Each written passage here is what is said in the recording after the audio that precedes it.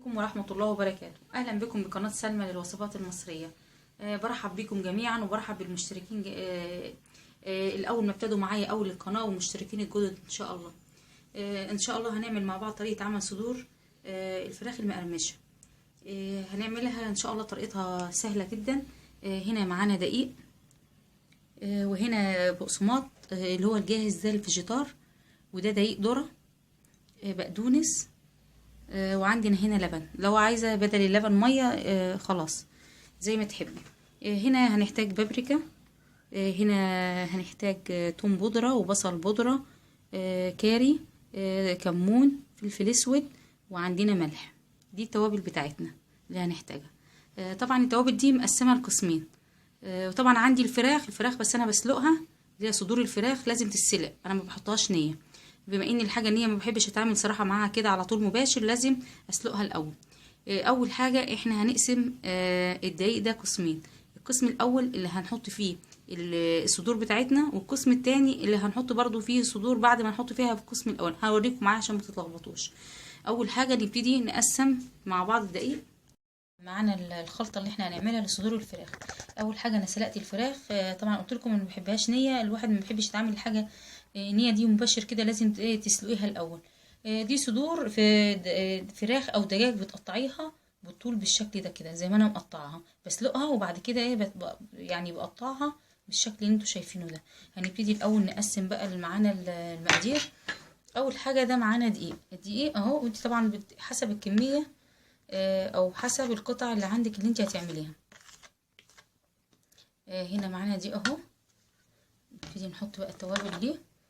زي ما قلت لكم هنا معانا بابريكا حوالي معلقه صغيره، توم بودره، الملح، ملح ده كاري، بصل بودره، كمون. بص هنا نقلب المقادير كلها كده مع بعضيها بالشكل ده. هي دي مقاديرنا، دقيق والتوابل بتاعتنا بس. هنبتدي طبعا انا هنحط لو انت عايزه ميه انا هعملها بلبن.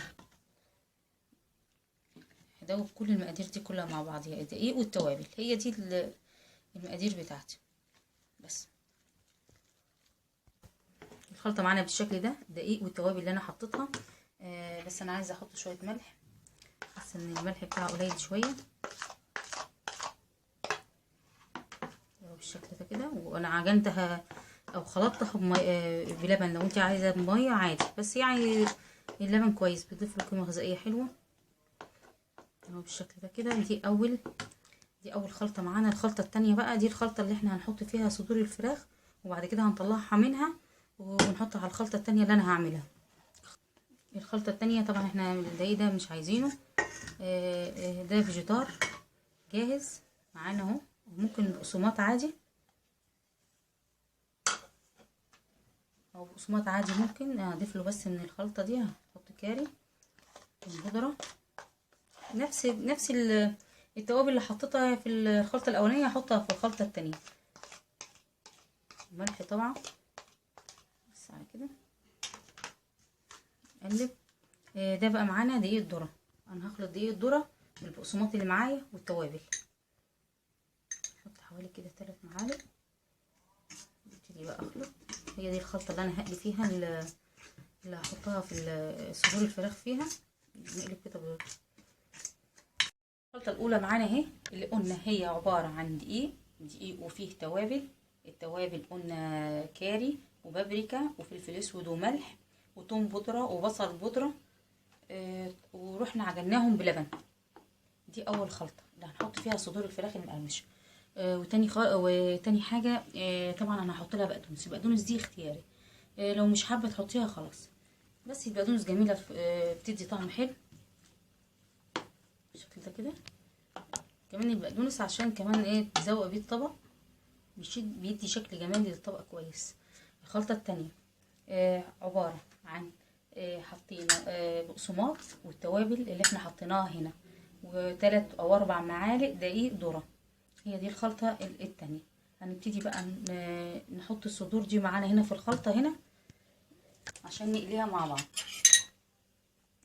اول حاجه هنا صدور انا مقطعها بالشكل ده زي ما قلت لكم.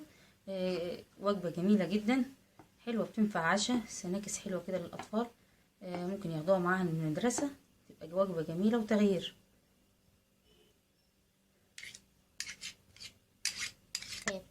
الفراخ اهي، صدور الفراخ معانا او صوابع الفراخ المقرمشه بالشكل ده كده خلطه، وهنبتدي نحطها في الخلطه التانية اللي هي الجافه. ان شاء الله تكون الطريقه وصلت لكم كده بسهوله. نجهز طبعا زيت بالراحه كده،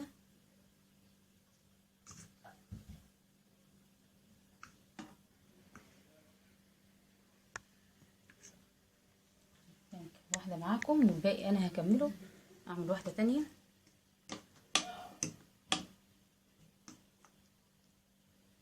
طلعي على طول تحطي الخلطه التانية، سهله جدا وبسيطه، المكونات كلها عندك في البيت اهو. تغيير برضو بشكل الفراخ، بتغيري شكل الفراخ بطريقه جديده.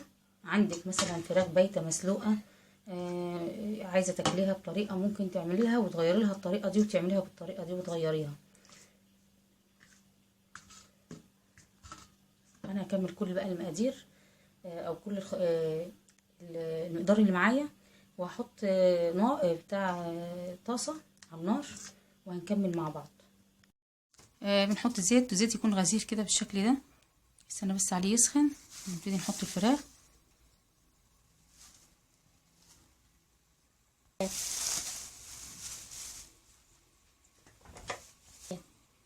نبدأ كده نحط أصابع الدجاج معانا، بسم الله.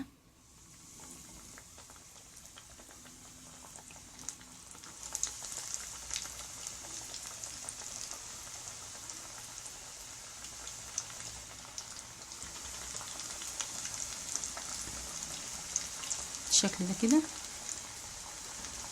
استني تستوي من تحت، نبتدي نوطي عليها خالص عشان ما تتحرقش مننا. انا قلبت على الناحيه التانية، طبعا بنطلعها بيبقى لونها ذهبي كده.